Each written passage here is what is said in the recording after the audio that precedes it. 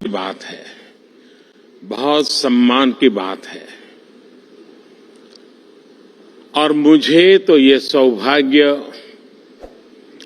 दूसरी बार मिल रहा है। मैं हिज हाइनेस शेख मोहम्मद बिन रशीद जी का इस निमंत्रण और गर्मजोशी से भरे स्वागत के लिए बहुत बहुत आभारी हूं। मैं अपने brother his highness Sheikh Mohammed bin Zayed का भी आभार व्यक्त करता हूं। हाल के दिनों में मुझे उनसे कई बार मिलने का मौका मिला है। वो सिर्फ लीडर ऑफ विजन ही नहीं है, बल्कि लीडर ऑफ रिजॉल्व और लीडर ऑफ कमिटमेंट भी है। साथियों, वर्ल्ड गवर्नमेंट समिट दुनिया भर के थॉट लीडर्स को एक मंच पर लाने का एक बड़ा माध्यम बन चुकी है। इसमें हिज हाइनेस शेख मोहम्मद बिन रशीद की विजनरी लीडरशिप, उसका बहुत बड़ा रोल है। दुबई जिस प्रकार ग्लोबल इकोनॉमी, कॉमर्स और टेक्नोलॉजी का एपी सेंटर बन रहा है, ये बहुत बड़ी बात है। कोविड के दरमियान एक्सपो 2020 का आयोजन हो या फिर हाल में कोप 28 का आयोजन, ये दुबई स्टोरी के बेहतरीन उदाहरण है। मैं आपको इस समिट के लिए बधाई देता हूं, इसकी सफलता के लिए शुभकामनाएं देता हूं। साथियों, आज हम 21वीं सदी में हैं। एक तरफ दुनिया आधुनिकता की तरफ बढ़ रही है, तो पिछली सदी से चले आ रहे चैलेंजेस भी उतने ही व्यापक हो रहे हैं। फूड सिक्योरिटी हो, हेल्थ सिक्योरिटी हो, वाटर सिक्योरिटी हो, एनर्जी सिक्योरिटी हो, एजुकेशन हो, समाज को इंक्लूसिव बनाना हो, हर सरकार अपने नागरिकों के प्रति अनेक दायित्वों से बंधी हुई है। टेक्नोलॉजी हर प्रकार से, चाहे वो नेगेटिव हो या पॉजिटिव, एक की डिसरप्टर साबित हो रही है। टेररिज्म आए दिन एक नए स्वरूप के साथ मानवता के सामने नई चुनौती लेकर आ रहे हैं। क्लाइमेट से जुड़े चैलेंजेस भी समय के साथ और बड़े होते जा रहे हैं। एक तरफ डोमेस्टिक कंसर्न्स हैं, तो दूसरी तरफ इंटरनेशनल सिस्टम्स बिखरा हुआ नजर आता है। और इन सब के बीच हर सरकार के सामने अपनी प्रासंगिकता को बचाने का भी बहुत बड़ा चैलेंज है। इन सवालों, इन चुनौतियां, इन स्थितियों के बीच वर्ल्ड गवर्नमेंट समिट का महत्व और बढ़ गया है। साथियों, आज हर सरकार के सामने सवाल है कि वो किस अप्रोच के साथ आगे बढ़े। मेरा मानना है आज विश्व को ऐसी सरकारों की जरूरत है जो इंक्लूसिव हो, जो सबको साथ लेकर चले। आज विश्व को ऐसी सरकारों की जरूरत है जो स्मार्ट हो, जो टेक्नोलॉजी को बड़े बदलाव का माध्यम बनाए। आज विश्व को ऐसी सरकारों की जरूरत है जो क्लीन हो, जो करप्शन से दूर हो, जो ट्रांसपेरेंट हो। आज विश्व को ऐसी सरकारों की जरूरत है जो ग्रीन हो, जो पर्यावरण से जुड़ी चुनौतियों को लेकर गंभीर हो। आज विश्व को आवश्यकता है ऐसी सरकारों की जो ease of living, ease of justice, ease of mobility, ease of innovation और ईज ऑफ डूइंग बिजनेस को अपनी प्राथमिकता बनाकर चले। Friends, head of the government के तौर पर लगातार काम करते हुए मुझे 23 साल होने जा रहे हैं। मैंने 13 साल भारत के एक बड़े स्टेट गुजरात की सरकार में रहते हुए लोगों की सेवा की है और अब मुझे सेंट्रल गवर्नमेंट में देशवासियों की सेवा करते हुए 10 साल होने जा रहे हैं। मैं मानता हूं कि सरकार का अभाव भी नहीं होना चाहिए और सरकार का दबाव भी नहीं होना चाहिए, बल्कि मैं तो ये मानता हूं कि लोगों की जिंदगी में सरकार का दखल कम से कम हो, ये सुनिश्चित करना भी सरकार का ही काम है। हम अक्सर कई एक्सपर्ट्स को सुनते हैं कि कोविड के बाद दुनिया भर में सरकारों पर भरोसा कम हुआ है, लेकिन भारत में हमने एकदम विपरीत अनुभव देखा। बीते वर्षों में भारत सरकार पर देश के लोगों का भरोसा और मजबूत हुआ है। लोगों को हमारी सरकार के इंटेंट और कमिटमेंट दोनों पर पूरा भरोसा है। ये कैसे हुआ? क्योंकि हमने गवर्नेंस में जन भावनाओं को प्राथमिकता दी है। हम देशवासियों की जरूरत के प्रति संवेदनशील है। हमने लोगों की जरूरतों और लोगों के सपनों दोनों को पूरा करना पर ध्यान दिया है। इन 23 वर्षों में सरकार में मेरा सबसे बड़ा सिद्धांत रहा है मिनिमम गवर्नमेंट, मैक्सिमम गवर्नेंस। मैंने हमेशा ऐसा एनवायरनमेंट क्रिएट करने पर जोर दिया है जो नागरिकों में एंटरप्राइज और एनर्जी दोनों को और बढ़ाएं।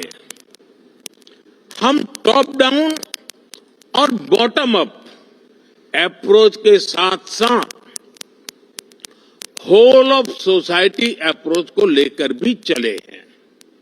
हमने होलिस्टिक अप्रोच पर बल दिया, पीपल्स पार्टिसिपेशन को सर्वोच्च प्राथमिकता दी। हमने प्रयास किया कि कोई अभियान भले ही सरकार शुरू करे, लेकिन समय के साथ देश की जनता उसकी बागडोर खुद संभाल ले। जन भागीदारी का इसी सिद्धांत पर चलते हुए हमने भारत में अनेक बड़े ट्रांसफॉर्मेशन देखे। हमारी सैनिटेशन ड्राइव हो, गर्ल एजुकेशन को बढ़ाने का अभियान हो, डिजिटल लिटरेसी हो, इनकी सफलता पीपल्स पार्टिसिपेशन से ही सुनिश्चित हुई है। साथियों, सोशल और फाइनेंशियल इंक्लूजन हमारी सरकार की प्राथमिकता रही है। हमने 50 करोड़ से ज्यादा ऐसे लोगों को बैंकिंग से जोड़ा जिनके पास बैंक अकाउंट नहीं था। हमने उनको जागरूक करने के लिए बड़ा अभियान चलाया।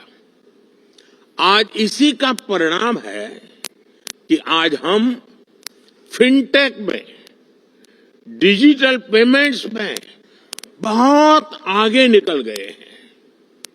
हमने विमेन लेड डेवलपमेंट को बढ़ावा दिया है। हम भारतीय महिलाओं का आर्थिक, सामाजिक और राजनीतिक सशक्तिकरण कर रहे हैं। कानून बनाकर हमने भारत की महिलाओं को पार्लियामेंट में रिजर्वेशन भी दिया है। हम आज भारत के युवाओं के लिए नए अवसर बना रहे हैं, उसके स्किल डेवलपमेंट पर फोकस कर रहे हैं। बहुत कम समय में ही भारत दुनिया का तीसरा सबसे बड़ा स्टार्टअप इकोसिस्टम यानी स्टार्टअप इकोसिस्टम का इतना बड़ा जंप आज हम तीसरे नंबर पर पहुंच गए हैं। साथियों, सबका साथ, सबका विकास के मंत्र पर चलते हुए हम लास्ट माइल डिलीवरी और सैचुरेशन के अप्रोच पर बल दे रहे हैं। सैचुरेशन की अप्रोच यानी सरकार की योजनाओं के लाभ से कोई भी लाभार्थी छूटे नहीं, सरकार खुद उस तक पहुंचे। गवर्नेंस के इस मॉडल में भेदभाव और भ्रष्टाचार दोनों की ही गुंजाइश समाप्त हो जाती है। एक स्टडी के मुताबिक भारत ने पिछले 10 वर्षों में 250 मिलियन लोगों को गरीबी से बाहर निकाला है और उसके पीछे इस गवर्नेंस मॉडल की बड़ी भूमिका रही है। साथियों, जब सरकारें पारदर्शिता को प्राथमिकता देती हैं तो उसके नतीजे भी मिलते हैं और भारत इसका भी एक उदाहरण है। आज भारत के 130 करोड़ से ज्यादा नागरिकों के पास उनकी डिजिटल आइडेंटिटी है। लोगों की ये डिजिटल आइडेंटिटी, उनके बैंक्स, उनके मोबाइल सब इंटरकनेक्टेड है। हमने टेक्नोलॉजी की मदद से एक सिस्टम डेवलप किया है, direct benefit transfer, DBT.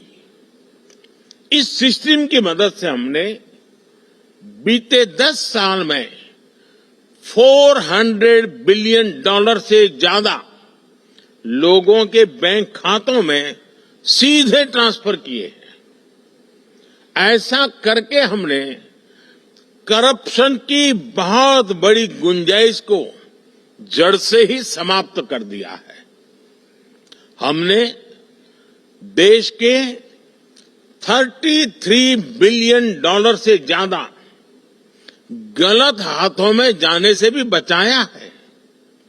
Friends, जहां तक क्लाइमेट चेंज की बात है, तो इससे डील करने के लिए भी भारत की एक अपनी अप्रोच रही है। भारत आज सोलर, विंड, हाइड्रो के साथ साथ बायोफ्यूल्स, ग्रीन हाइड्रोजन पर भी काम कर रहा है।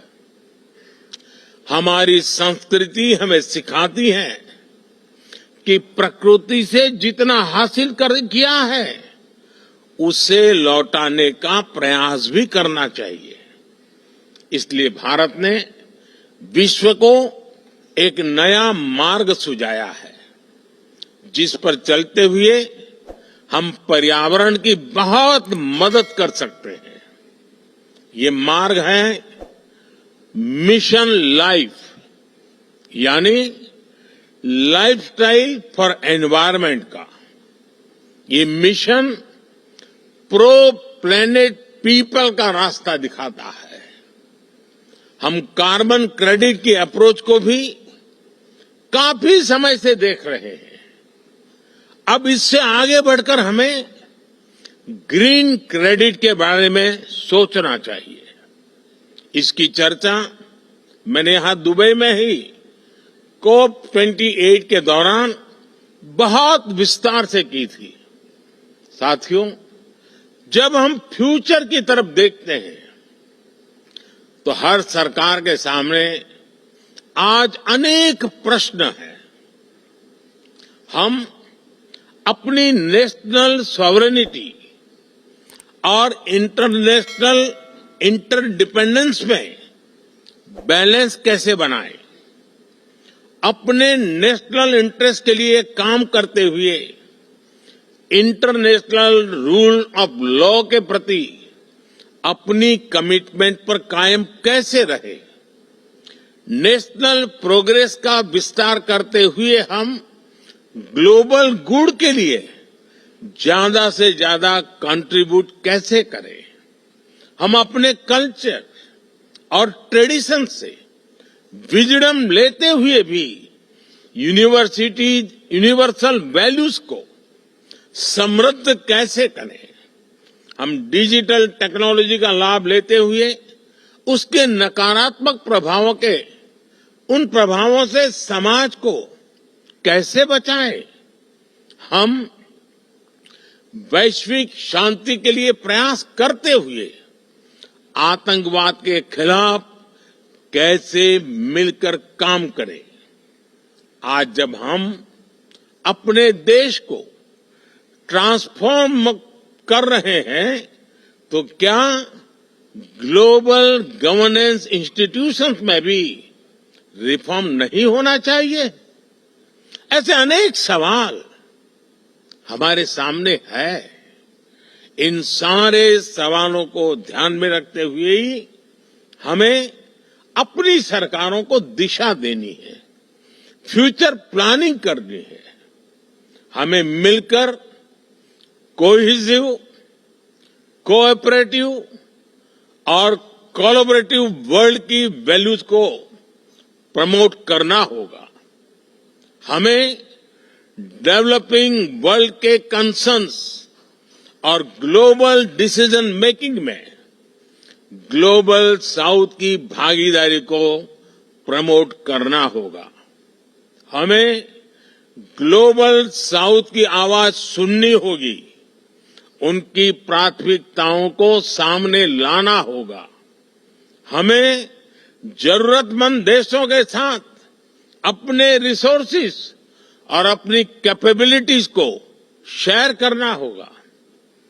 हमें एआई, आर्टिफिशियल इंटेलिजेंस और क्रिप्टो करेंसी, साइबर क्राइम ऐसे पैदा हो रही चुनौतियों के लिए ग्लोबल प्रोटोकॉल बनाने होंगे। हमें अपनी नेशनल सॉवरेनिटी को प्राथमिकता देते हुए इंटरनेशनल लॉ की मर्यादा भी रखनी होगी। इन्हीं भावनाओं पर चलते हुए हम न केवल सरकारों के सामने उपस्थित चुनौतियों का समाधान करेंगे, बल्कि विश्व बंधुत्व को भी मजबूती देंगे। एक विश्व बंधु के रूप में भारत इसी सोच के साथ आगे बढ़ रहा है। अपनी G20 प्रेसिडेंसी के दौरान भी हमने इसी भावना को आगे बढ़ाया। हम one earth, one family, one future, इसी भाव से चले। फ्रेंड्स, हम सभी के पास गवर्नेंस को लेकर अपने एक्सपीरियंसेस है। हमें न सिर्फ एक दूसरे के साथ काम करना है, बल्कि एक दूसरे से सीखना भी है। यही इस समिट का भी लक्ष्य है। यहां से निकले सॉल्यूशन दुनिया के फ्यूचर को शेप करने वाले होंगे। इसी विश्वास के साथ आप सभी को बहुत बहुत शुभकामनाएं। Thank you very much. Thank you.